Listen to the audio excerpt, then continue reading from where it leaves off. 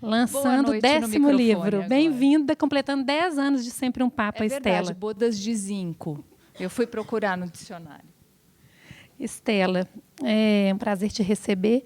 Vamos começar você falando sobre você para a gente, sobre a sua carreira literária, como você se tornou escritora.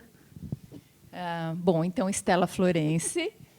Eu sou escritora há 20 anos, tenho 10 livros publicados. Esse é meu 5º romance, para atualizar os números, porque até eu estava confundindo os números, né? Mas, antes de ser escritora, eu trabalhei por 10 anos como secretária executiva. E um dia eu estava no escritório, tinha 29 anos, estava 10 anos ali, e eu olhei ao meu redor e eu pensei, o que eu estou fazendo aqui? E me deu uma coisa tão intensa que eu levantei, peguei a bolsa, fui embora, não falei com ninguém. Não foi uma atitude muito profissional. meus chefes não gostaram muito. Depois eu pedi desculpas para eles. Mas foi uma coisa tão intensa que eu senti que não era aquilo que eu tinha de fazer, que era outra coisa, que eu estava no veio errado. E quando a gente está no veio errado, parece que nada caminha, parece que tudo trava, né? E aí eu me lancei numa carreira nova, sem conhecer nada, isso há 20 anos. Tive uma estrada muito feliz com a Rocco, lancei muitos livros lá.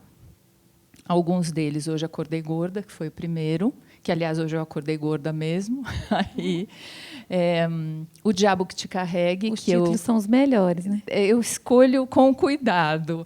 O Diabo que Te Carregue, que eu escrevi para o meu ex-marido, dediquei para ele. Ele fez o prefácio. Até ontem, no lançamento do Eu Me Possuo, lá na Cultura, uma moça levou O Diabo que Te Carregue para eu autografar. E aí eu falei assim, olha, o Eduardo, que é quem inspirou o livro, olha, ele está ali naquela estante. Ali aonde, aquele barbudo, eu falei, não, aquele barbudo de camiseta vermelha é meu namorado, é o que está do lado, conversando com ele. Ela falou, namorado e ex-marido conversando, isso é modernidade demais para a minha cabeça. Aí eu falei, mas foram 10 anos, né? A construção de uma boa relação com seu ex-marido demora um tempo, e é um trabalho. Do mesmo jeito que a gente construiu um namoro, construiu um casamento, a gente constrói também uma relação de separados, né? Então, chegamos a esse ponto hoje, depois de eu ter escrito O Diabo que Te Carregue, mandar ele para o inferno. Enfim, tenho 32 anos, 32 homens, 32 tatuagens, que é um romance que adoro. Junto com Eu Me Possuo, são os meus 2 livros preferidos. Essa história de autor não tem livro preferido, porque, afinal de contas, é como preferir um filho. Bobagem, tem, sim, livro preferido. Eu Me Possuo e 32 são meus livros preferidos. Os Indecentes, que eu gosto muito, são Crônicas de Amor e Sexo, e por aí vai. Vamos entrar no tema do livro, né? Você escreve sobre o universo feminino. Como que você chegou a esse tema agora, nesse momento? Isso foi... já estava pensado, foi proposital, já que se fala tanto nesse assunto na atualidade. Nesse momento em particular. Foi uma coincidência. A Marta Medeiros, minha amiga, excelente escritora, fez uma entrevista comigo há umas 2 semanas, e a primeira pergunta que ela fez, precisava fazer, embora ela já soubesse a resposta, foi coincidência sair justamente agora um romance sobre superação de um estupro, no momento em que estamos todos chocados, sacudidos com histórias que estão pululando de estupros coletivos. Quer dizer, não basta o estupro, que já é uma barbaridade, o estupro coletivo deixa a gente assim como se a gente estivesse caindo na montanha-russa, sabe? E a minha resposta foi essa. Sim, é uma coincidência. Eu tinha terminado o livro no ano passado, e ele estava em outra editora, então eu mudei para a Panda, e aí, mudando para a Panda, entrou no cronograma da nova editora. É por isso que ele saiu agora. Acho que tem um lado produtivo, nem diria positivo, mas produtivo dessas tragédias irem a público, que a gente estar aqui falando sobre isso, né? A mídia se abrir para a gente discutir isso. É importante que figuras públicas, como no caso recentíssimo da Luísa Brunet, venham e digam o que aconteceu e se exponham e passem por esse constrangimento. E algumas pessoas que criticam dizem assim: estão dando atenção para ela só porque ela é famosa, coitada da mulher na periferia, passa pela mesma coisa, não acontece nada. Mas quando uma figura pública se coloca, né, enfrenta as críticas que já está enfrentando, ela dá força para todas as invisíveis que somos nós terem coragem de denunciarem. É muito importante. É muito importante que isso aconteça. Eu esqueci alguma coisa que você perguntou? A ideia do livro. Por que agora esse tema? Sim, a ideia, e a outra pergunta, que é a ideia do livro, porque eu sou uma das incontáveis vítimas desse tipo de violência. E, trabalhando através da literatura, eu consegui falar do tema com algum distanciamento. Então, a hora que eu criei uma personagem, e eu criei uma personagem num ambiente que é totalmente estranho para mim, porque ela abre um bar, ela abandona a odontologia e abre um bar. Eu não bebo, eu não frequento à noite, eu fico acordada à noite escrevendo e em casa. Então, eu escrevi sobre um ambiente que eu não conhecia nada. Eu fui pesquisar, fui entrevistar pessoas cujos bares faliram, porque tinha essa experiência no meio do livro. Então, eu juntei uma ficção que era bastante distanciada de mim, com outra que era muito próxima, para conseguir falar sobre isso e construir, para conseguir me curar também, porque quando a gente escreve, a gente se cura, não só sozinho, quando a gente escreve profissionalmente, já que é o meu trabalho, também a gente vai se curando. E também porque eu queria dar voz há muitas leitoras que me escrevem. Meu público é majoritariamente feminino. E eu recebo esses relatos de desabafos, de confissões há muitos anos, porque eu já escrevo sobre isso há bastante tempo, em crônicas, em contos. Então, os relatos que vêm muito tocantes há muitos anos, eu fui condensando todos eles na Carina, até porque muitas coisas se parecem. O sentimento de culpa é culpa minha. Eu fui lá, eu saí com ele, eu quis dar para ele. E é uma coisa que eu sempre falo, que eu também achava. Né? Não, mas eu fui lá, eu queria transar com ele. Tá, eu queria transar com ele, mas eu não queria ser estuprada por ele. São coisas muito diferentes. Então, eu também me culpava. Então, a culpa que eu vi em muitos relatos, o sentimento de sujeira, eu me senti suja, quando a sujeira foi alguém que jogou em cima de você e que não é sua. Todos esses sentimentos eu queria condensar na personagem, que são sentimentos meus e de muitas vítimas também. Por que você acha que nós mulheres, a gente pensa assim?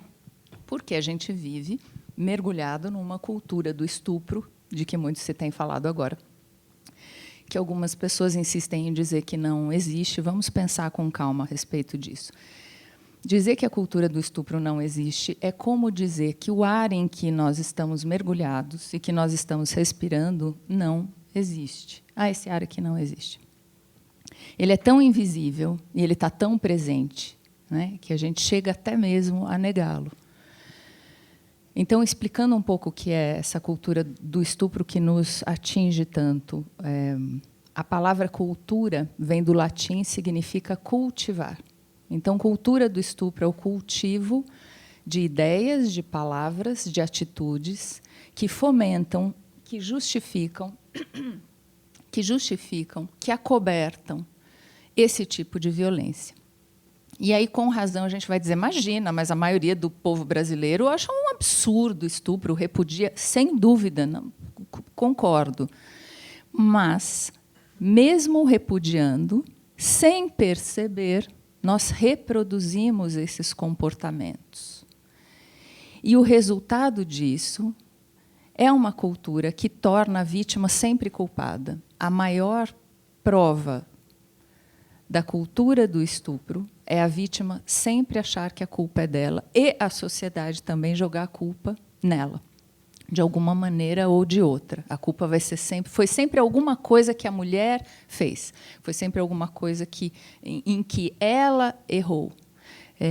E é por isso que existe tanta culpa, é por isso que existe tanto silêncio, porque se a gente é assaltada. Eu, outro dia, fiz um post dizendo, olha, se uma freira e uma prostituta estão na rua falando ao celular, cada uma com seus clientes, outra com a sua arquidiocese, enfim. Passa um assaltante e arranca o celular da mão das duas, empurra violentamente ambas ao chão, elas vão à delegacia, prestam queixa, elas são vítimas, igualmente, as duas. E não há nenhuma dúvida de que elas foram roubadas. Não é? No entanto, num estupro, o que aconteceria seria, mas e a sua capinha do celular? Aposto que tinha um brilhinho. Você estava se mostrando, você estava falando na calçada, tá, mas celular é para a gente falar na rua. Não, mas você estava fazendo alguma coisa. Então, quando um crime ele acaba sendo mudado, torcido dessa maneira, a sociedade toda está doente.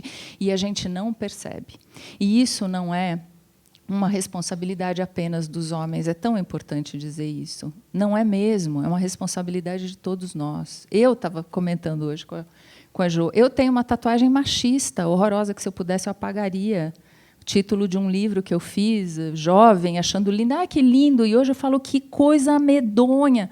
É nós que não somos como as outras. Nós, as puras, as boas, as santas, que não somos como as outras, essas vadias. Olha que coisa horrorosa! E eu fiz. Então, estamos todos acordando. Outro dia, eu moro perto de muitos bares e restaurantes, então, bêbados gritando e bêbados tardios é uma coisa normal. Mas eu ouvi gritos de uma mulher, eu fui à janela e abri, minha filha estava sentada, eu falei, peraí, tem uma mulher gritando. E a Olívia, sem sair do celular, falou, deve estar bêbada. E aí você percebe, é minha filha. Né? Eu creio que estou orientando-a bem. Aí eu parei e falei, querida, a primeira coisa que a gente tem que pensar quando ouve uma mulher gritar é, será que ela precisa de ajuda? Vamos ver o que está acontecendo? Se não for nada, ela está bêbada mesmo, gritando lá com os amigos dela, ou de felicidade, ou sei lá, tudo bem. Mas primeiro você tem que considerar que pode estar acontecendo alguma coisa séria e que você pode ajudar. Depois você deixa para lá, vamos procurar. E aí a gente ficou ali ouvindo, e não ouvimos mais nada, os gritos tinham parado, não vimos de onde veio e tudo bem.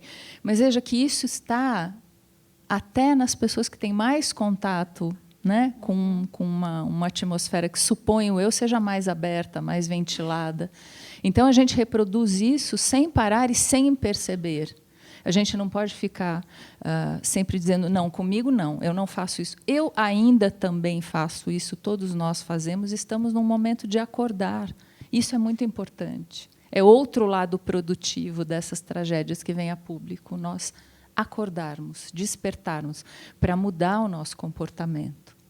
Essa é a forma de desmontar Sim. essa cultura do estupro. Sim. E mais, porque nós mesmos... falamos que o estuprador é um monstro e, na verdade, não é. Ele pode ser qualquer um. Pode ser um bonzinho que está por trás de uma máscara. Sempre, né, que se diz isso, é um monstro, é um doente, não é. São pessoas que estão do lado da gente na fila do banco. São pessoas com as quais a gente se relaciona. A maior parte dos estupros são feitos por pessoas conhecidas e sequer vêm a público. Eu passei por 4 episódios de violência. Os 4 eram conhecidos. Os 4 eu sabia o nome, sabia o meu nome, sabia onde eu morava, conheciam minha família. Não, 2 não conheciam minha família, mas, enfim, eram pessoas conhecidas. Né? E são pessoas que, num outro cenário, e criados de uma outra maneira, influenciados pelos amigos e pela cultura de uma outra forma, iriam segurar os seus instintos. Porque eles agem achando que realmente eles estão certos, não fizeram nada de errado, e que eles têm poder e domínio sobre aquele corpo, que aquele corpo pertence a eles, que não tem absolutamente nada de errado. No máximo, eu fui um pouco rude. Que um pouco rude? Como assim um pouco rude? No máximo. São pessoas que se auto-justificam, e por isso eu coloquei no romance, o estuprador, ele tem contato com ela e tal, eu dei voz para ele no livro, para que ele pudesse colocar todas as suas justificativas e ela desmontasse, porque são justificativas que eu também já escutei. Então, eles se auto-justificam e acham que estão certos, acham que podem tudo, né? Acham que têm o direito, e não há nada que os coíba, nem na sua educação, nem nos seus pais, nem dentro da sua casa, nem na televisão, nem nos amigos, nem na cultura. Não há nada que diga, está errado, você não pode fazer isso. É agora que a gente está começando a falar sobre isso. É agora que os meninos de 15 e 16 anos estão começando a falar, não, espera aí, isso não é certo fazer isso. Essa geração nova que está vindo, minha filha tem 14 anos, então eu tenho convivido muito com essa geração, ela está realmente diferente. Eu estou cheia de esperanças num futuro melhor. Desmontar essa cultura passa também por educar os meninos para que eles não apenas respeitem as meninas, conhecidas ou estranhas, mas para que eles protejam as meninas se elas estiverem numa situação de vulnerabilidade. Se elas não estiverem, dão conta do recado, beleza. Mas se elas estiverem, para que eles também as protejam, né? Para que tenham esse cuidado, para que tenha um em 33 que diga, não, peraí, isso não está certo. Não, ei, não. Né? Tem que ter alguém que se levanta. Mas essa discussão é válida hoje? No caso do estupro coletivo, eles não só estupraram, mas como eles postaram nas redes sociais, eles querem mostrar que fizeram isso sem se preocupar nem com eles mesmos, o que a sociedade ia pensar. Olha, tenho ouvido também muitos relatos de moças que têm sofrido estupro coletivo em festas de classe média, de classe alta, que, olha, eu estava ali bebendo a minha Coca-Cola, eu comecei a ficar zonza, eu acordei num quarto, nua, com 4 caras ali, e é engraçado que elas nunca falam a palavra estupro, e eles fizeram aquilo comigo. Elas não conseguem dizer, né, que o nome feio disso é estupro. E eles fizeram aquilo comigo, e eu estava meio, né, apagava e acordava. Então, essa não é uma coisa isolada de guetos, não está isolada em classe social, não está isolada em faixa etária. Homens sofrem, meninos sofrem muito abuso na infância, meninas sofrem. Não é alguma coisa que está fechado num círculo e que não atinge. Não, aqui eu estou isolado e estou protegido, ninguém é alcançado aqui nesse meu círculo. Isso não existe. É muito provável que alguma pessoa extremamente íntima de vocês tenha passado por isso e vocês não saibam. Eu tenho uma relação bastante próxima com os meus irmãos. Somos 4 irmãos e nós nos vemos regularmente, pelo menos uma vez por semana, os 4. Os 4 se reúnem pelo menos uma vez por semana. Eles não sabem o que aconteceu comigo. Agora que eu fui lançar o livro, que eu falei, olha... e como é que você começa uma conversa dessa, né?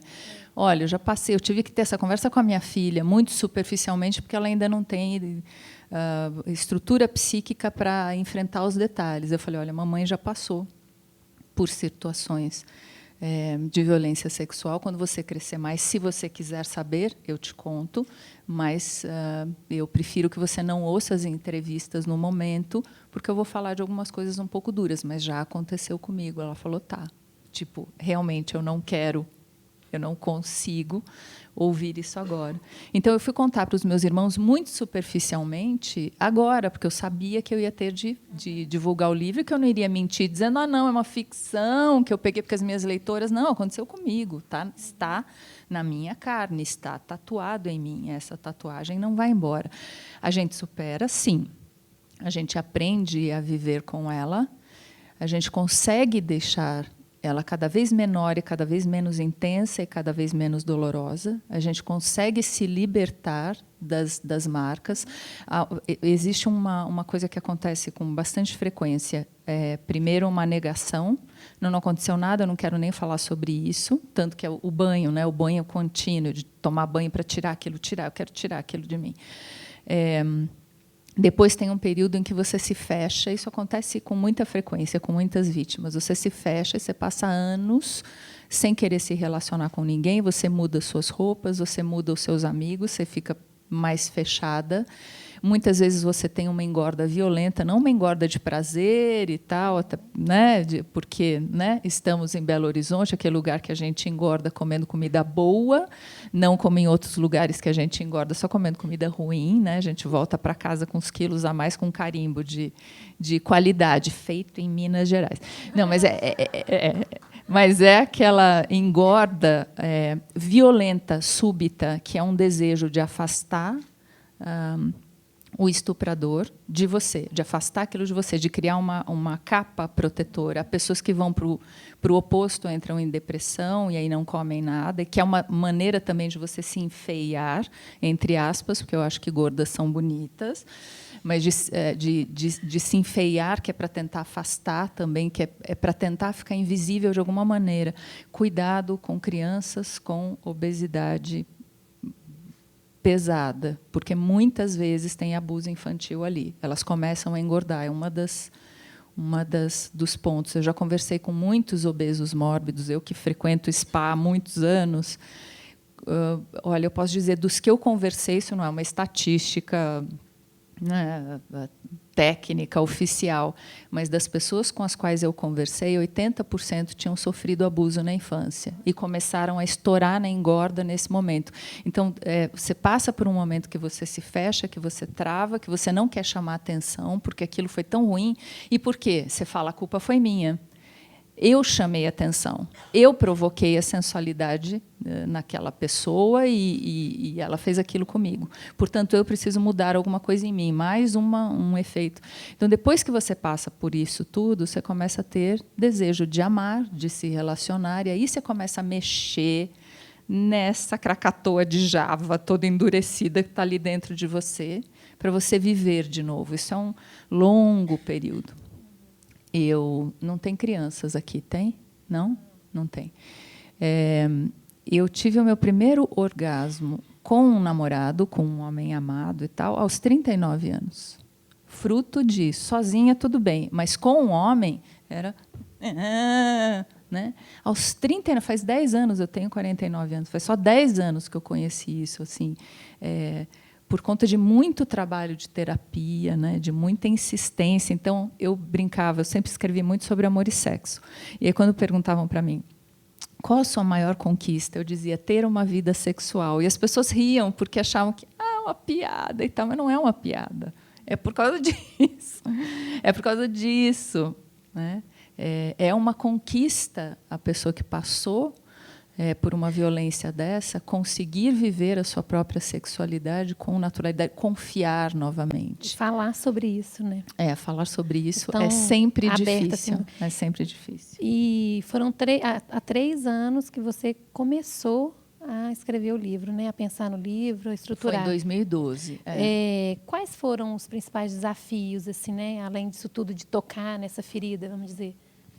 O principal desafio para mim foi um desafio técnico, porque eu queria criar esse livro leve, solar, com muitas reviravoltas, com muito amor e sexo, porque eu queria traçar um panorama da masculinidade que não tivesse centrado no estuprador. Então, o Gustavo J., que é o estuprador, é um homem, mas existem muitos outros dentro do livro com quem ela desenvolve amores líquidos, que são esses amores modernos da...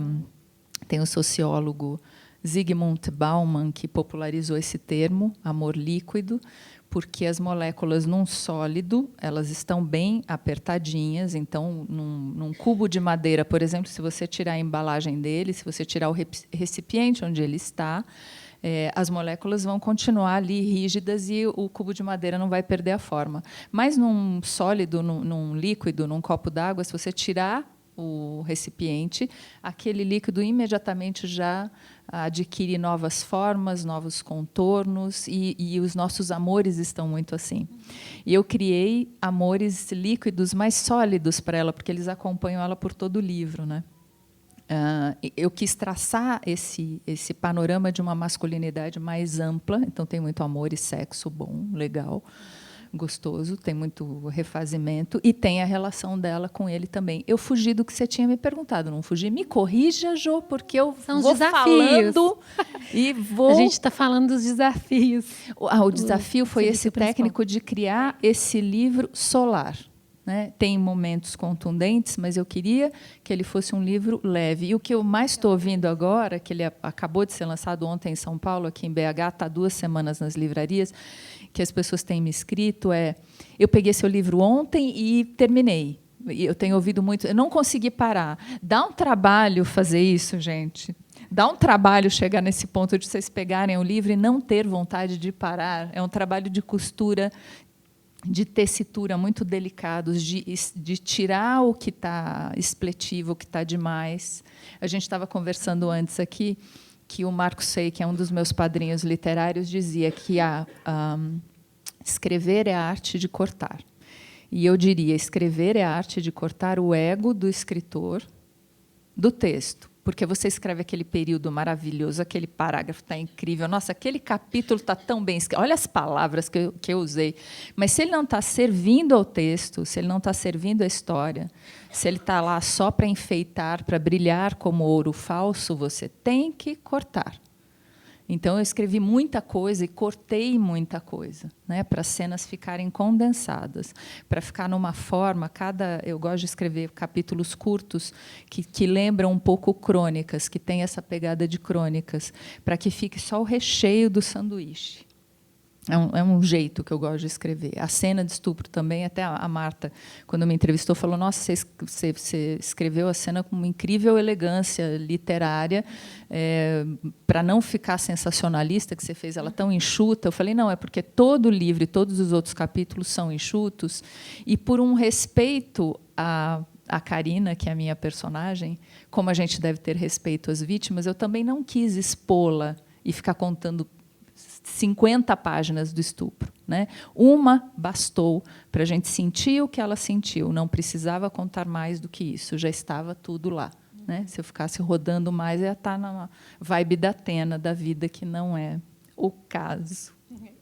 Vamos falar um pouco mais dos personagens, então. Além da Karina, que é a principal, a gente tem a avó, que é uma fofa, que você disse que é você. É uma fofa, sou eu. Eu não contei muito da história, vou contar rapidamente para vocês. Parece que eu vou contar muita coisa, mas, na verdade, eu não estou entregando, não. A Karina é uma mulher jovem, tímida, mora com os pais, trabalha com odontologia, tem aquela vida tranquila, uma vida branca, que ela chama, porque, como ela trabalha com odontologia, ela está sempre de branco. E aí, um dia, uma amiga pede ajuda para ela, uma amiga de infância que tinha um bar, pede ajuda. Olha, eu estou sem 3 garçons, eu estou pirando aqui, não sei o que eu vou fazer. E ela se dispõe a ajudar, sem experiência nenhuma. Não faz mal, eu te ensino, vem aqui. E ela começa a ajudar essa amiga e começa a se apaixonar por essa vida noturna, pela vida do bar. Dá uma virada na vida dela, resolve ir morar sozinha, abre um bar com uma amiga, e começa também a ter uma expansão na sua vida afetivo-sexual, que até então estava ali fechadinha, né? E aí, quando ela está em plena floração, ela reencontra o Gustavo Jota, que foi o rapaz que a estuprou 6 anos antes, por quem ela foi apaixonada. Eu quis fazer isso porque isso acontece muito. Você é apaixonada por alguém. Você tem aqueles sonhos românticos com alguém, e aí você chega para ter alguma coisa e o cara tem, né, uma reação desse tipo. E a Evelyn, que é a avó dela, que é muito diferente da mãe dela, muito diferente da mãe, a Evelyn, ela é esse esteio da Karina. Ela é uma personagem... E tem mãe demais, assim, igual a dela também, né? Oi? Tem muitas mães igual a da Karina. Como a mãe da Karina, sim. Tem muitas mães como a mãe da Karina. E é curioso esse contraponto. Aí tem um pouco a explicação do contraponto da Evelyn para a mãe da Karina. E a Evelyn era uma mulher de 66 anos, muito, muito descolada, muito moderna, que tem uma outra cabeça, profundamente amiga da neta, ouve todas as confidências dela, ajuda ela financeiramente a abrir um bar, e é meio que essa psicóloga, essa mãe que vai acompanhando, porque eu me coloquei na Evelyn, na Karina também, mas mais na Evelyn, porque eu tenho essa relação com as minhas leitoras de mãe, mesmo as que são mais velhas do que eu. Eu me sinto meio como uma mãe, como o que eu posso fazer, como eu posso abraçar, dentro das minhas infinitas limitações, porque eu não sou delegada de polícia, eu não sou psicóloga, eu não sou advogada, né? Dentro das minhas infinitas limitações, o que eu posso fazer? Eu posso ouvir, eu posso dizer, não foi culpa sua, né?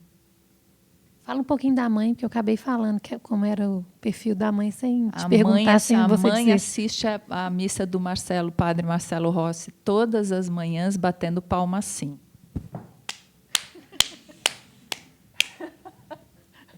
Eu sempre vejo gente batendo palma assim, eu falo, mas que coisa fofinha, não parece umas florzinhas alegres, batendo palminhas, assim, que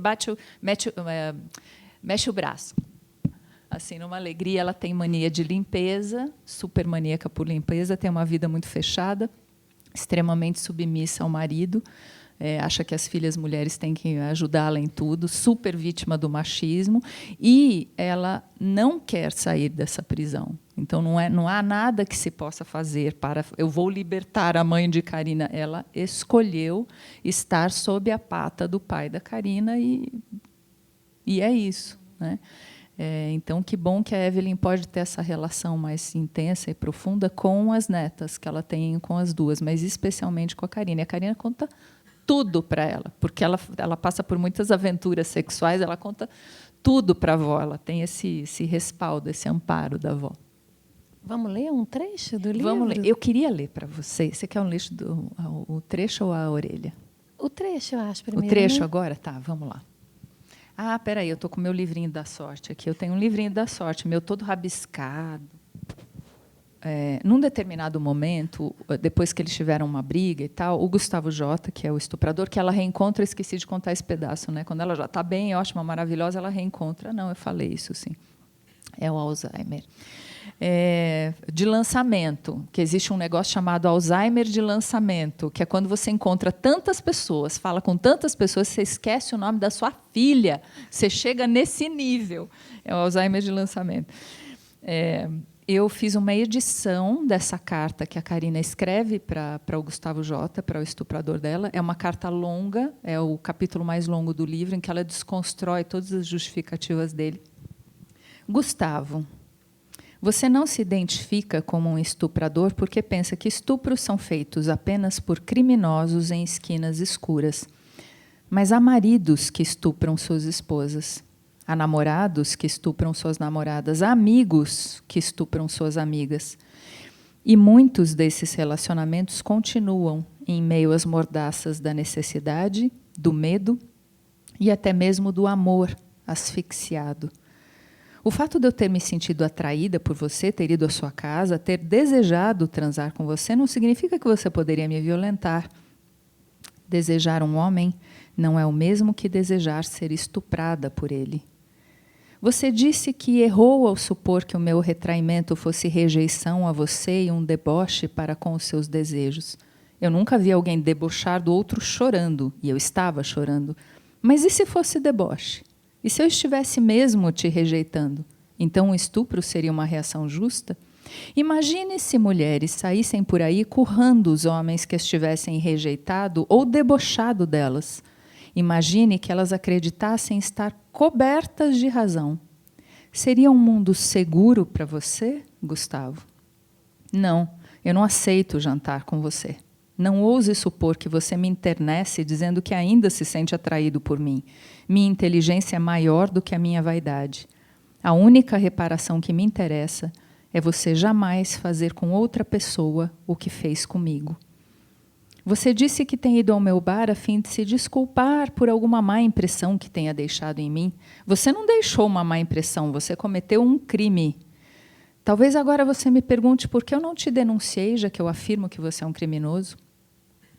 Naquela noite eu dei um nó no meu vestido para disfarçar o rasgo que você fez e me limpei como pude no elevador. Fiquei perambulando pela rua meio tonta, depois entrei num táxi e fui para a casa da minha avó.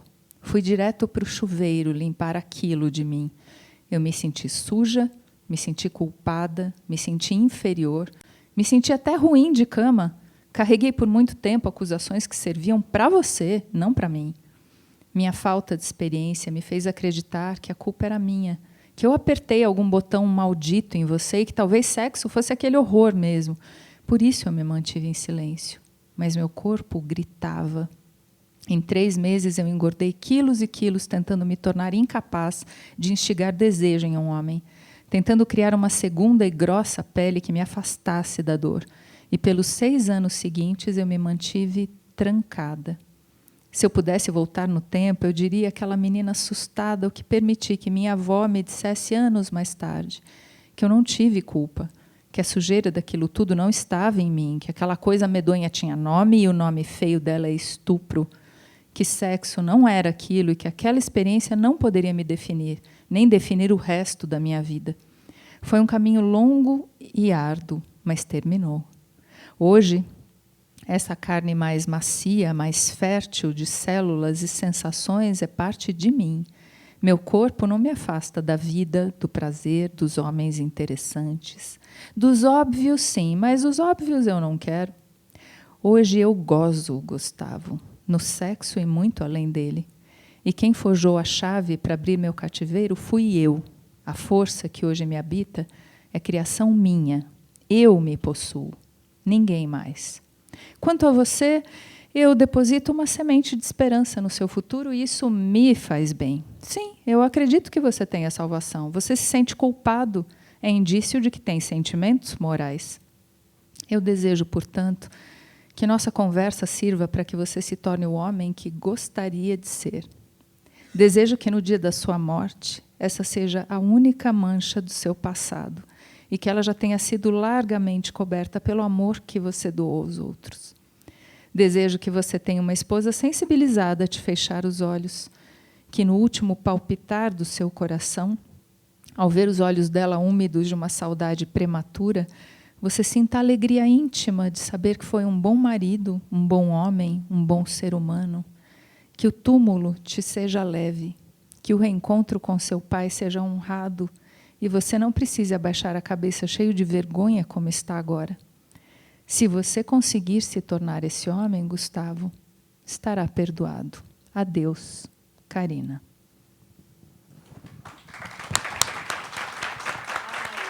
Estela, sua linda, deixa eu fazer um agradecimento público. Você falou que você é mãe das suas leitoras, você é muito mãe das suas leitoras.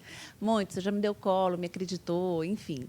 Querida, fiz prefácio do seu livro, prefácio do que meu ela escreve livro. muito bem, aliás. Estela, eu queria te fazer, na verdade, 3 perguntas, pode ser? Claro.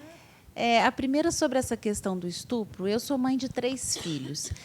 Em que essa característica também do menino ter que, de repente, comer a menina que está lá na festa, incentivado pelos amigos, de que maneira isso também faz parte dessa cultura do estupro, não querendo tirar das meninas a posição da vítima, sem dúvida, mas incluí-los também nesse sentido. Vamos uma por uma, então, porque o Alzheimer de lançamento, vamos uma por uma, senão você faz 3, eu já esqueci a primeira.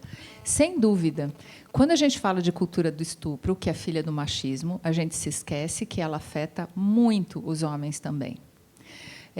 Já me perguntaram o seguinte, que equivale a isso que você estava falando. Mas como a cultura do estupro é filha do machismo, se tem homens que sofrem com isso, se tem meninos que sofrem com isso? Quando o agressor, eu vou chegar no que você falou, quando o agressor, seja quem for, submete uma vítima, seja ela quem for, menino, menina, criança, jovem, velho, mulher, homem, ele a trata, naquele momento, como se ela fosse uma mulherzinha de acordo com a cultura machista. Naquele momento, ela é submetida como uma mulherzinha. Então, quando a gente fala de libertar a mulher dessa cultura, a gente também está falando de libertar os homens, porque os meninos sofrem, e muito, a pressão do ter de ser macho. Você tem de ser macho, filho. Como assim? Quantas você pegou essa noite? Você pegou uma só? Você está ficando com uma só? Não é possível. Né? Esse incentivo de uma sexualidade que não é agradável, né? Que não cria vínculos. Né? A gente sabe muito bem que se você... Porque a gente sabe muito bem, não. Né? Na época da micareta, isso é muito comum. Se você pegar 20 numa noite... Outro dia, um pobre rapper, também misógino, machista e outras cositas, mas... falou uma besteirada dessa, eu pego 300 na semana. Peguei 300 meninas uma semana. Gente, você não teve uma experiência erótica profunda com nenhuma, porque isso não é possível. Se você pega 10 na balada, você vai dar umas encoxadas aqui, uns beijos ali, você não vai ter uma experiência erótica profunda e realmente cheia de desejo com ninguém. Então, esse incentivo, esse empurrar os meninos para essa conta, para fazer conta, para marcar, como numa faca, né? É como pegar a faca e marcar na parede, marcando, peguei tantas. Isso é extremamente deformador do caráter dos meninos e perturbador. E vai contra o que eles desejam também, porque, muitas vezes, meninos e meninas querem ficar com 2, querem ficar com mais, ficaram com um essa noite, amanhã querem ficar com outro, não gostaram desse, né? Deixa eu experimentar esse aqui, deixa eu ficar aqui, deixa eu sentir esse beijo diferente. Ok. E, muitas vezes, eles não querem. Né? Eles não estão com essa vontade, eles estão a fim de alguma coisa que intensifique mais. E aí ele vai sofrer a pressão. Nossa, você já está namorando, que bobão. E a menina, nossa, você está namorando, que legal. Né?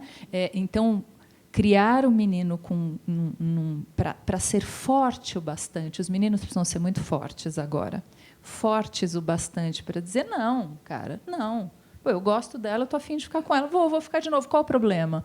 Eu lembro de um sobrinho meu, que ele namora a mesma menina, sei lá, uns 320 anos. Ele estava dando entrevista para um rádio que ele fazia humor há um tempo atrás. Ele tinha uns 17, 16 anos. 16 anos, quando ele deu essa entrevista. E aí o cara, no pânico, perguntou para ele, então, você é virgem? Ele falou, sou. Por quê? Qual o problema? E ficou aquele... Né? Eu falei, é isso aí, Arthur! Então, os meninos também precisam ser muito fortes. Mas eu acredito muito nessa geração que vem por aí, porque eles estão com essa pegada diferente. Qual que é a segunda? Eu demorei muito, eu vou responder mais curto.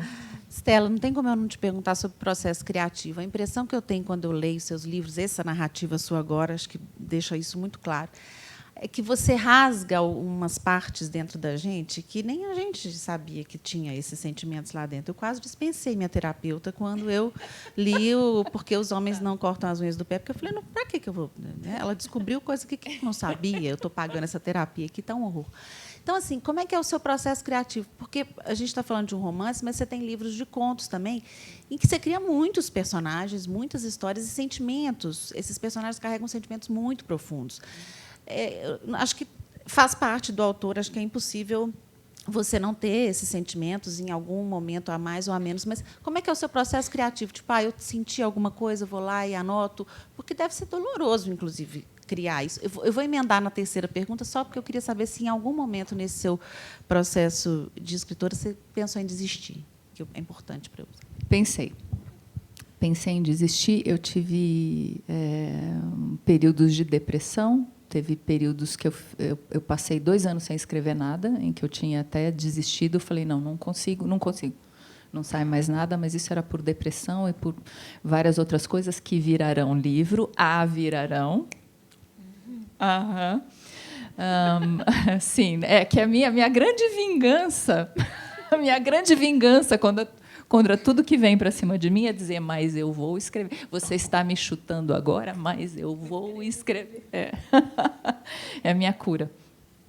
Essa sensação que você está dizendo é porque, quando eu escrevo me rasgando. Né? Eu escrevo com aquilo... Existem escritores que são mais distanciados, mas eu faço o primeiro jorro rasgando mesmo, quando eu estou sentindo muito aquilo.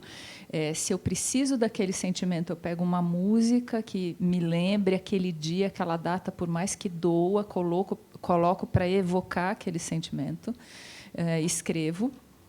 E depois edito. Aí a hora de editar é o processo frio, técnico, que aí você se distancia. Mas na hora que eu estou criando esses textos, esses personagens, eu estou me rasgando mesmo. Eu me coloco muito. Por isso que a Leila Ferreira fala, você é muito desabrida. A Marta também fala isso para mim. Você é muito desabrida. Mas eu seria uma farsa se eu dissesse, não, então estamos aqui com um livro sobre superação de um estupro. Não, né? Isso está dentro de mim. Eu também estou no meu processo de cura. Alguns desses eventos eu consegui superar e até perdoar, e outros não. Então, eu também estou no meu processo. É por isso que sai O Diabo que Te Carregue, eu escrevi durante a separação, justamente porque eu falei, eu não posso perder esses sentimentos, porque depois que tiver passado 1, 2 anos da separação, não vou mais lembrar disso. Mas nesse momento em que está rasgando, em que eu estou sentindo, né, em que meu ex-marido acabou de me dizer 2 dias depois que está namorando, eu preciso escrever sobre isso agora, porque depois vai passar e não vai estar mais na carne viva. Então, eu escrevo em carne viva, por isso que sai assim, e fico feliz que saia, de vestir os sentimentos com palavras. Obrigada pela resposta. Obrigada por tudo. Obrigada a você. Quando a gente fala cultura, a gente entende um comportamento, um tipo de comportamento que tem início em um determinado ponto do espaço e do tempo, né?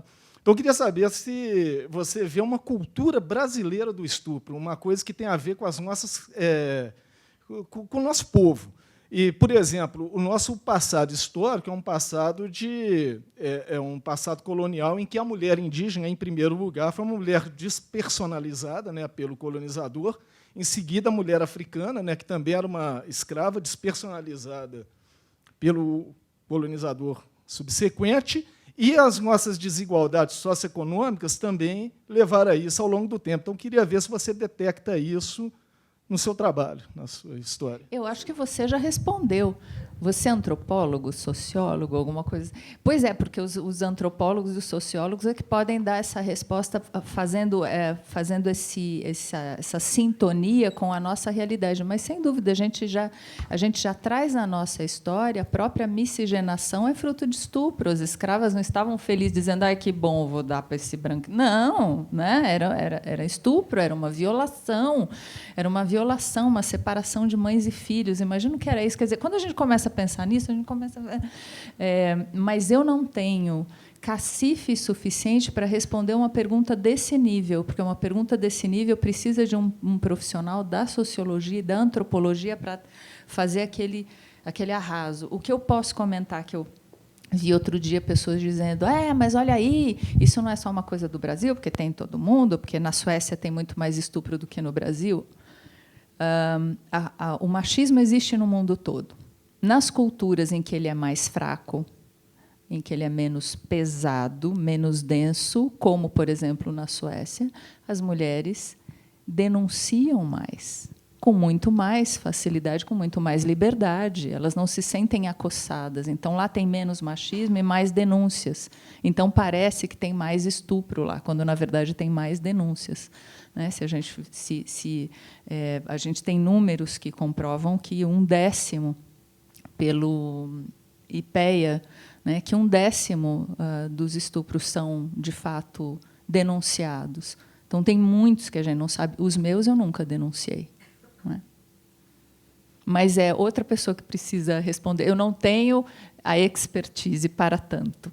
Mas a sua pergunta já foi uma resposta boa. Sim. Mas hoje mesmo a gente estava comentando numa entrevista, uma repórter comentou que olhou uma pesquisa, né, uma matéria da Super Interessante, que há pouco tempo, no Brasil mesmo, o estuprador fica livre do crime se ele se casasse com a mulher. Se ele assumisse e casasse com a mulher. Não é absolutamente inacreditável? Isso dá também esperança para a gente, porque coisas, por exemplo, que eu me lembro que em 1977, eu tinha 10 anos, a minha irmã mais velha se desquitou. Uma mulher desquitada. E eu lembro de eu andando na rua com ela, de mãos dadas, e os vizinhos nossos, que moravam na mesma rua há anos e anos, atravessavam a rua para não passar na mesma calçada que uma mulher desquitada. Isso em 1977. Né? E hoje isso é totalmente absurdo, ridículo, ultrapassado. Então, eu realmente espero que alguém vendo essa entrevista daqui a 50 anos diga, nossa, olha o que era a nossa sociedade, como a gente mudou. Eu tenho fé no futuro. Eu acredito na perfectibilidade humana. Eu não acho que o homem está indo de mal a pior. Imagina, 2000 anos a gente estava no Coliseu falando, mata, vai, tá legal. Né? A gente estava nas ruas de Roma com tochas feitas de cristãos, né? E a gente ali na festa, iluminados por tochas humanas. Então, como assim? Estamos, tudo bem. E o Estado Islâmico? há bolsões de violência extrema, mas a gente, como planeta, como sociedade, a gente está avançando, sim. E eu acredito que vai avançar mais.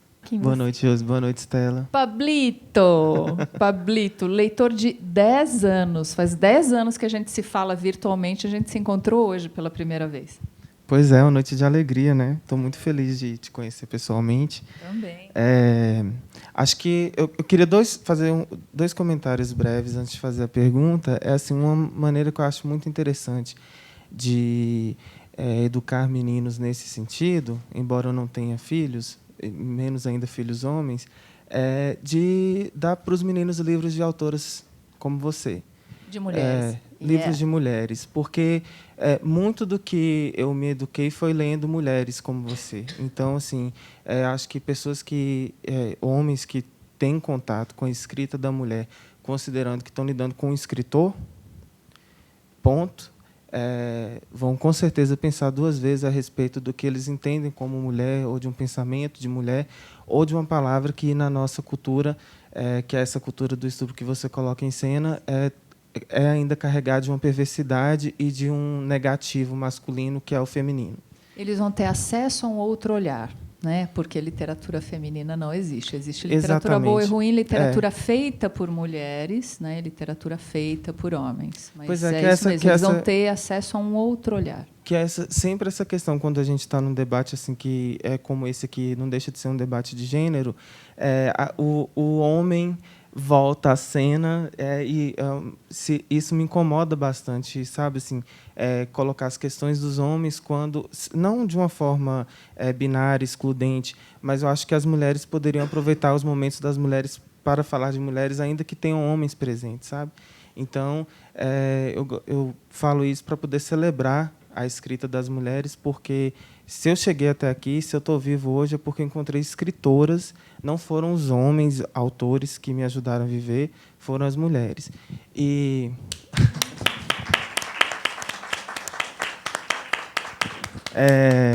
durante o tempo de colégio, eu sempre fui taxado por maioria de votos, inclusive, que eu até hoje não sei porquê, mas os meus colegas sempre me chamavam de mulherzinha.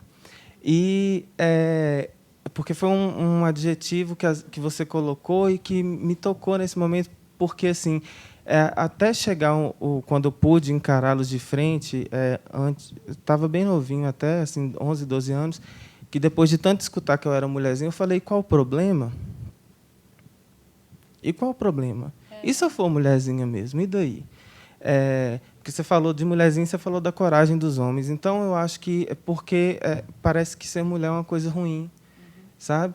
E nós não devemos subestimar as mulherzinhas, né? Ainda tem isso, sabe? Não é mesmo? Então, pois é, porque às vezes fica parecendo, mas as mulherzinhas elas fazem coisas incríveis, sabe? Assim, elas fazem essa superação, elas educam os homens, elas criam os filhos, elas escrevem A Paixão Segundo GH, elas escrevem canções com o nome de A Hora da Estrela, elas fazem coisas geniais. Então, eu gostaria de fazer essa ressalva, assim, se isso é ser mulherzinha, eu vou morrer sendo mulherzinha. Então, depois... eu sou feminista, então eu queria, quando eu posso dizer que eu sou feminista, espero que eu possa hoje, aqui e agora, porque nem sempre isso é possível, mas desde a sua estreia a questão do corpo é muito intensa, né? Você sempre passa pelo corpo necessariamente, assim, ora a favor do corpo, ora contra o corpo, ora ele nos ajuda, ora ele está contra nós. E a literatura sempre teve essa briga de colocar o corpo como questão, que às vezes, por exemplo, a filosofia dos gregos queriam excluir o corpo da cena. Então, eu gostaria que você me contasse um pouco sobre como você, não os aspectos sociais, o que você vê das leitoras, mas você especificamente pensa sobre o corpo da mulher hoje em dia, que eu ainda acho que é um corpo torturado. E depois eu queria que você falasse... Nossa, mas isso dá uma tese. Eu quero isso. Essa resposta dá uma tese. Eu vou focar só numa coisa. No Hoje Acordei Gorda, que é meu primeiro livro. Eu hoje escreveria um outro Hoje Acordei Gorda. Gostaria de escrever um outro. Porque naquele momento eu usei o Hoje Acordei Gorda como hoje eu acordei ruim, hoje eu acordei me sentindo mal, hoje eu acordei, né? E hoje eu não vejo mais assim. né? Eu vejo como alguma coisa gostosa. É lógico, a saúde, blá, blá, blá, já sabemos, não estamos falando disso. Nós estamos falando de você fazer as pazes com quem você é.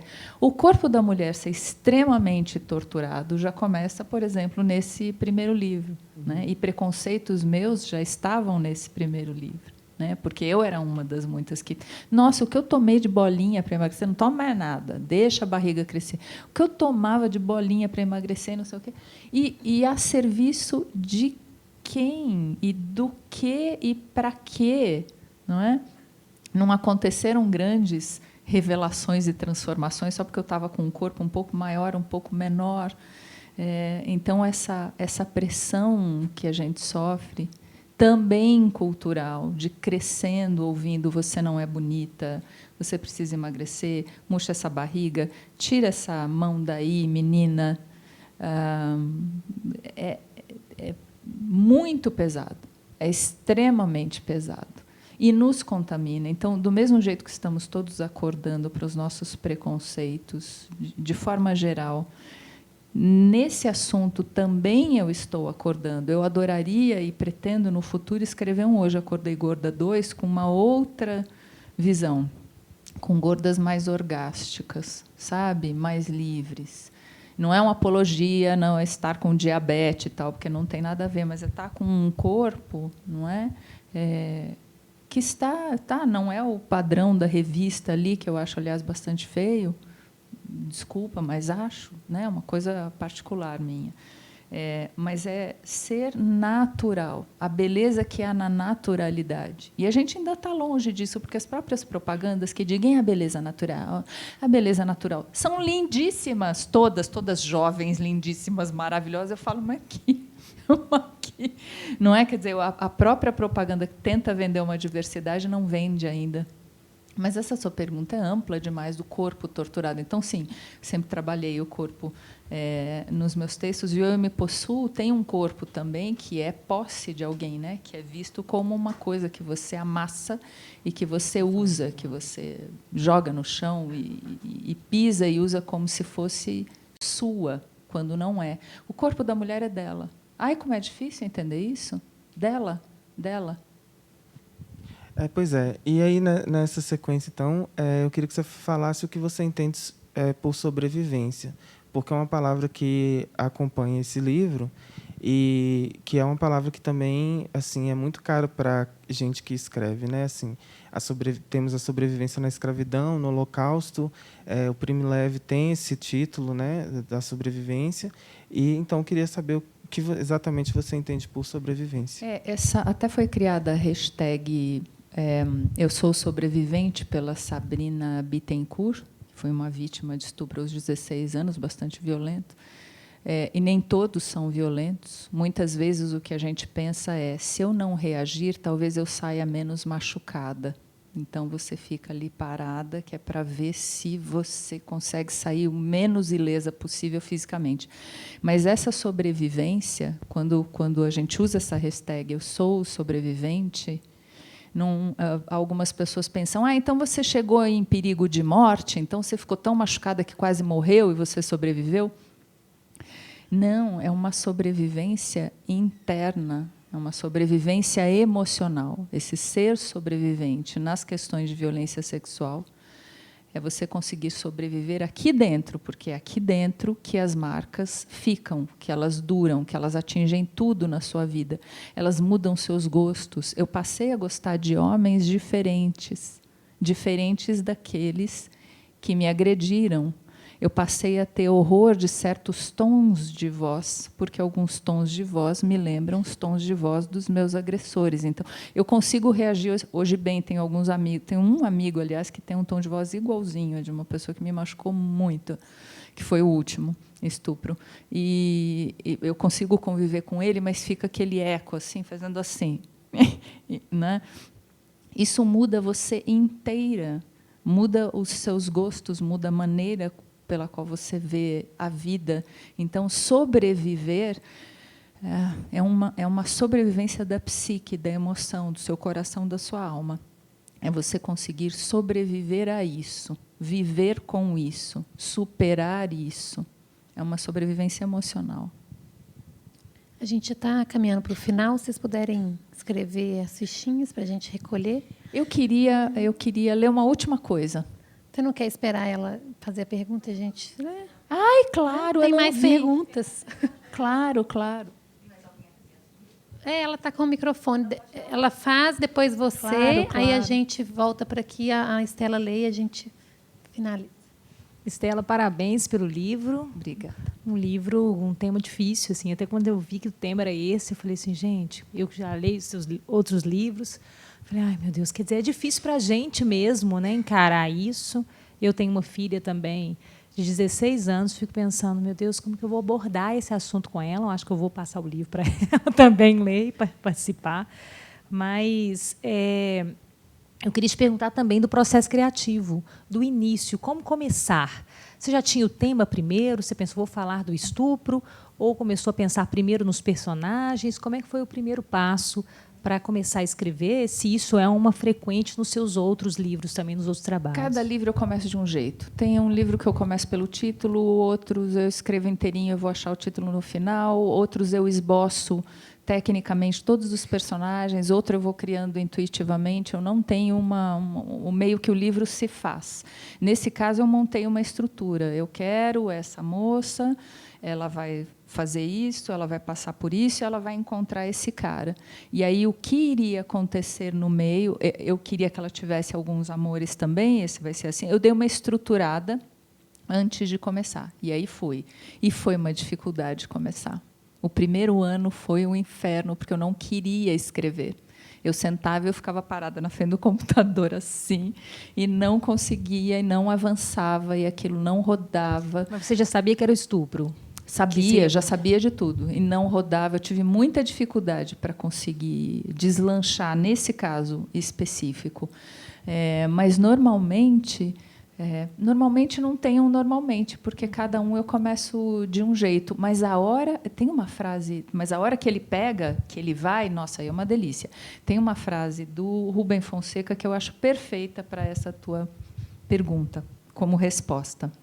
Ele diz que escrever é como entrar num labirinto cuja dificuldade não é encontrar a saída, mas a entrada. É exatamente isso. Enquanto você não consegue entrar naquela história, entrar naquele labirinto, a história parece que não vai. Enquanto você não consegue mergulhar, entrar, a hora que você entra, aí é o trabalho mesmo, é o trabalho, né? Aí é o correr do caminho. Meu nome é Marcionília, mas artisticamente eu prefiro ser chamada de Anita. Anita? Sim. Porque agora, aos 64, eu estou começando a fazer cinema. Que legal, parabéns. Bem, Estela, há 3 coisas que me incomodam muito, certo? Apesar de não ter nem TV em casa, eu só fico com a CBN ligada, rádio, notícias. E as 3 coisas que me incomodam exatamente são essas 3, que a gente liga o rádio, só se ouve corrupção, ou pedofilia, ou estupro. E, pior ainda, coletivo. Agride muito, não é? Eu chego a postar, às vezes, no Facebook, inclusive, em relação aos corruptos, que a única solução é a pena de morte. Então, para mim, são 3 coisas: corrupto, pedófilo e estuprador, pena de morte. O que você acha disso? Você quer saber o que eu acho? Eu acredito no perdão. Eu acredito no perdão. Nossa. Agora, eu acho que o perdão ele não isenta o criminoso da justiça, entende? Eu acredito no perdão quando a gente consegue. Um dos meus estupradores eu consegui perdoar, consegui conversar com ele. O Gustavo Jota é muito baseado nele. Consegui conversar longamente com ele e consegui de fato perdoá-lo. Eu me senti bem. Esse é um ponto que já não me dói mais. Esse caso não me dói mais, outros me doem, esse não me dói mais. Então, quando a gente consegue alcançar o perdão, que é uma coisa dificílima, demoradíssima, mas quando a gente consegue alcançar isso, a gente se liberta. Ele não se libertou do crime, Ele não se libertou do que ele fez, ele não se libertou da consciência culpada, ele não vai se libertar da justiça, e não deve, e nós devemos procurar justiça. Mas eu me libertei. Então, eu acredito que a justiça tem que valer, né? Mas que, quando a gente consegue caminhar para tirar isso de dentro da gente completamente, é melhor. Em vez de fomentar. A raiva a gente tem que ter raiva, tem que jogar a raiva para fora, tem que escrever, tem que falar, tem que chorar, tem que dizer, tem que colocar tudo para fora. Mas, quando a gente consegue achar esse ponto em que você começa a perdoar, você se liberta. Você fala, olha, você vai ficar com isso, eu não. Tem uma coisa importante que se liga à sua pergunta, que muita gente cobra que as vítimas vão à justiça. Como você não foi à justiça? Quer dizer, para poucas pessoas assim que eu contei, mas você não foi à justiça, mas você não fez nada. Mas você num dos casos eu até fiz BO e procurei a Lei Maria da Penha e tudo. Mas você não fez nada, de novo a culpa volta para a gente. A vítima ela não pode ser acossada sequer para tomar uma providência legal, porque ela tem o direito de não querer fazer isso, né? Mas eu acredito numa justiça da terra, mais ou menos, e a de Deus eu acredito completamente. Nessa eu acredito completamente. Mas, para coibir isso, frear isso, porque parece que vira um horror. Por exemplo, se eu ouvir um deputado ou senador falar que você não merece... Sim, é horrível. É horrível. Aliás, esta pessoa quer tanta propaganda que, quanto menos a gente falar o nome dela, a gente fala dela, mas não fala o nome dela. Não, de jeito aquele nenhum. cujo nome não devemos falar. Pois é, Estela, mas Anita, a gente que deve se ver com a nesse justiça. debate aqui, eu acho. Não, é debate não. Não, sim, claro. Por favor. Não, realmente, você diz perdoar, mas perdoar é uma coisa... Eu acho que é só Deus, sabe? Que Rousseau diz que perdoar e esquecer, a gente não esquece. A gente não esquece as consequências que estão aí. Aliás, nós não somos indiferentes a tudo que está acontecendo nesse país. Eu, quando desço do metrô e subo a Rua da Bahia, eu fico indignada, porque a gente só falta atropelar. Atropelar, que eu falo, nós atropelarmos seres humanos que estão deitados no passeio e você passar por ele ali indiferente? Claro que não. A miséria. Então, a miséria tem esse mau cheiro. Você desce do metrô, sobe a Rua da Bahia, o que há de miseráveis. Então, para mim, corrupção tem sinônimo. Gera miséria, marginalização, violência. Então, não há como perdoar corruptos e corruptores. Pedófilo nem se fala. Como perdoar? É pena de morte. Agora, o estuprador, para coibir isso, inibir? Sim, eu sou formada em Direito, tenho horror do direito. Eu quero, sim, um dia, uma nova Constituinte e que tenha, sim, inserido na Constituição pena de morte. Porque perdoar... Obrigada, Anitta. Pronto. Você compreende, Anitta, que eu não estou defendendo o estuprador, né? Não, sim, pelo amor de Deus. Mas coibir essas três coisas... Sem dúvida, só pena de morte. Coibir. Porque perdão é só Deus. Obrigada, viu, Estela? Eu vou começar a ler seus livros. Só para fechar, no nosso sistema judiciário, inocentes iriam morrer. E se um inocente morresse, já era uma coisa que não vale a pena. Se um inocente morrer, entende? E se só pobres e negros morrerem, entende já? Essa é uma longa discussão, mas, enfim.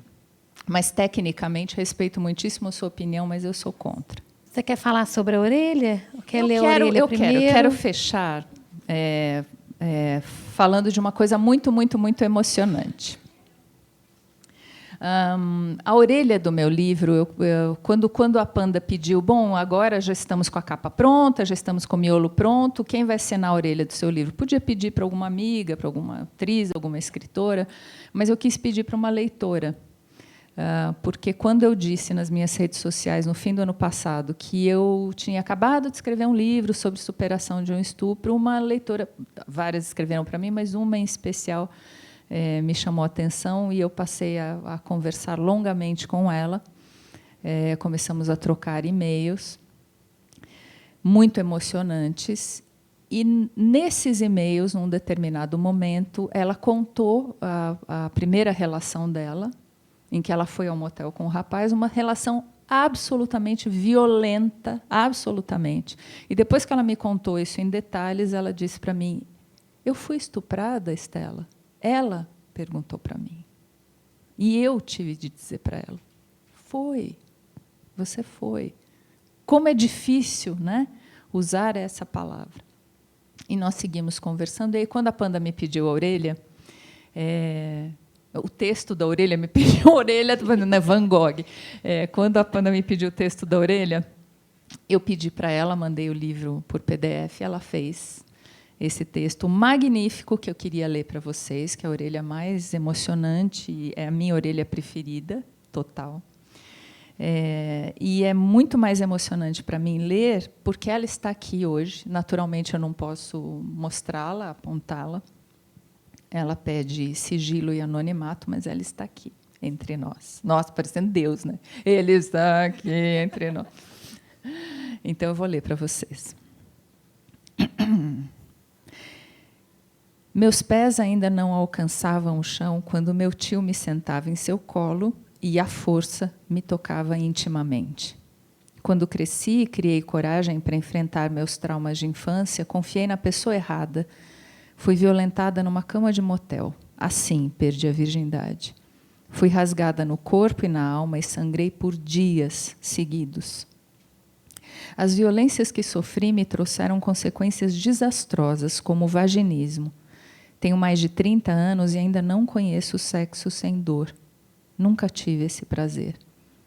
Não conseguiria contar nada disso cara a cara para alguém, mas quando ouvi Stella Florence falar que lançaria um romance sobre estupro, escrevi para ela. Nada muito ousado, disse apenas, para quando eu livro Eu Me Possuo, preciso lê-lo. Stella entendeu minhas reticências e respondeu com tanta delicadeza que eu me senti estimulada a me confidenciar com ela. Eu fui estuprada, Stella? Ela me disse que sim, e que aquela sujeira não era minha, e que eu não tive culpa, e que eu não fiz nada para merecer aquilo. Mais tarde, quando ela me convidou a escrever a orelha deste livro, eu fiquei muito emocionada. Nunca li um romance com o qual eu me identificasse tanto e me sentisse tão acolhida. Como acontece com a protagonista, o mais difícil é quebrar o silêncio. Ao ler a carta que Karina escreve ao seu estuprador, eu senti que estava ali, em cada palavra. Karina mudou os rumos de sua vida, eu posso mudar também, todos podemos. Esse livro é uma semente de esperança no coração de cada pessoa que já passou por um estupro. Eu Me Possuo só tem um defeito. Quando termina, a gente fica querendo mais.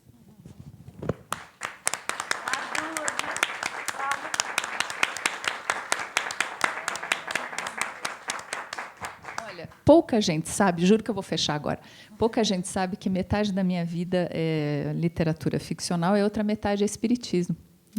Eu tenho uma vivência muito intensa. Eu sou bibliotecária do meu centro espírita. Faço palestras há mais de 20 anos sobre espiritismo e tal. E, no final das palestras, para não aumentar o orgulho e a vaidade do palestrante, eu sempre peço que as palmas... que eles imaginem que as palmas estão se transformando em flores espirituais. E aí digo, se a palestra foi sobre um determinado romance, olha para tal espírito, ou para o Chico Xavier, que escreveu esse livro, e tal, sempre mando as flores, porque o pensamento cria energia, né, e cria essa vibração. E eu tenho certeza que essas palmas que todos nós batemos agora, depois dessa orelha, viram um lindo ramalhete de flores para ela, que está aqui entre nós. Stella Florence, muito obrigada pela presença. Obrigada a você, querida. Eu adoro, e eu Sempre um Papo, eu adoro assistir o Sempre um Papo. Eu vou sempre lá em São Paulo, sempre que eu posso, eu estou lá presencialmente, a palavra da moda. Gosto de ouvir em casa também, coloco as palestras na internet e assisto. É muito gostoso. E participar como autora também é um prazer, é uma honra. Tenho de agradecer à Fernanda, que está aqui, a Fernanda Takai, porque, sem ela, eu não estaria aqui, esse livro não estaria aqui, porque ela fez a ponte entre mim e o Afonso, há 10 anos, você estava aqui também há 10 anos, e também fez a ponte entre mim e a Panda, minha nova editora, na qual eu estou muito feliz. Então, Fernanda, sinceramente, não é?